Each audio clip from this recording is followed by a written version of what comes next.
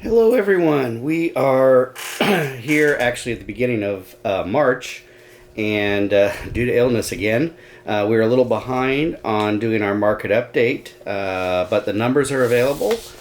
So let's get into our market update for January 2025. That means the stats. This is our February market report, but the stats are through the end of January 2025. This is for Polk County, Florida.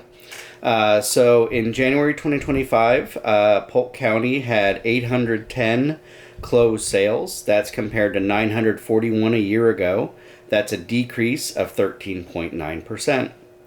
Cash sales as a percentage of closed sales, 27.3% of all sales were cash sales in January 2025, compared to 24.1% in January 2024. That's an increase of 13.3%. Median sales price $310,000. That's compared to $320,000 a year ago, a decrease of 3.1%. The average sales price $328,677. That's compared to $331,161, a decrease of 0.8%.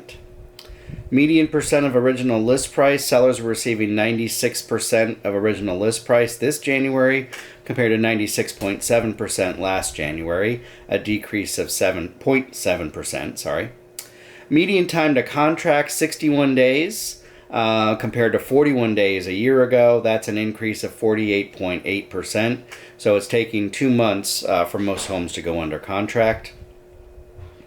Median time to sale 106 days compared to 90 days a year ago. That's an increase of 17.8%. New pending sales 1,171 compared to 1,332 a year ago. That's a decrease of 12.1%. New listings 1,889 compared to 1,752 a year ago. That's an increase of 7.8%. Pending inventory 1,461 compared to 1,784 a year ago. That's a decrease of 18.1%. Active inventory 6,398 homes active January 2025 in Polk County. That's compared to 4,553 in a year ago. That's an increase of 40.5%. And then month supply of inventory, we are at 5.2 months supply of inventory. That's compared to 3.6 months supply of inventory a year ago. That's an increase of 44.4%. And while we are still in a seller's market, we are very, very close to a balanced market at this point. Tune in and we'll talk a little bit more about what all of this means moving forward. So it's been an interesting year so far here in 2025 with the real estate market. There's a lot of uncertainty around the economy, around interest rates, around just everything that's happening in the world. And I think that is causing a lot of buyers to stand on the sidelines. It has picked up a little bit locally compared to October, November, and December, however. I'm seeing a little more activity on my listings. I have more buyers that are looking. So I do think things are picking up.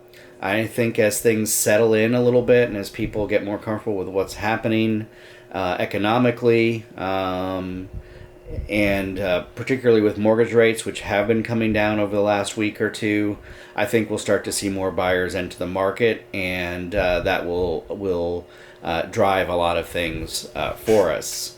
I think inflation is still a big concern for a lot of people, especially the price of eggs. It's kind of ridiculous right now. I think that just has a lot of people nervous about making big purchases. There's talk of potentially a recession with all the tariffs and stuff and what that's going to do to the economy.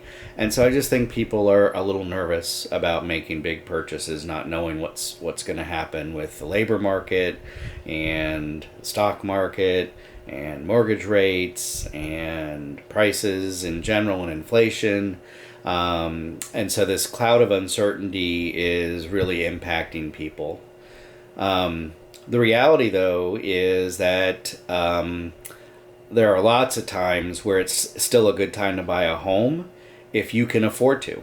So if you have a stable job or in a career that's easy to find another job should something happen, and you make decent income, it's probably worth it to explore the market right now. There's a lot of sellers that are willing to give seller concessions towards closing costs.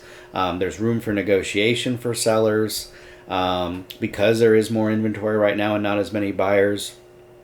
So there's some opportunities there to get a deal on a house. If you wait until mortgage rates go down, that opportunity is going to pass you by, and sellers aren't going to be nearly as willing to negotiate because there's more buyers on the market. And so that's just something to be aware of. It's also tax return time. We've got a little over a month before your tax return filing is due. And if you're getting a refund, it's really something to think about to use that towards your down payment or your closing costs. If you're looking for a place to rent, the reality is in our area, excuse me, most landlords are looking for first, last, and security deposit, so 3 months rent. If your rent is, say, $2,000, you're looking at having to come up with $6,000 right off the bat just to rent. You can probably get into a home for close to that down and then get seller concessions to pay for your closing costs or finance your closing costs. So the reality is that it may not be any more expensive to purchase a home than it is to rent a home right now, with what landlords are requiring. They're also requiring higher credit scores in order to rent to people.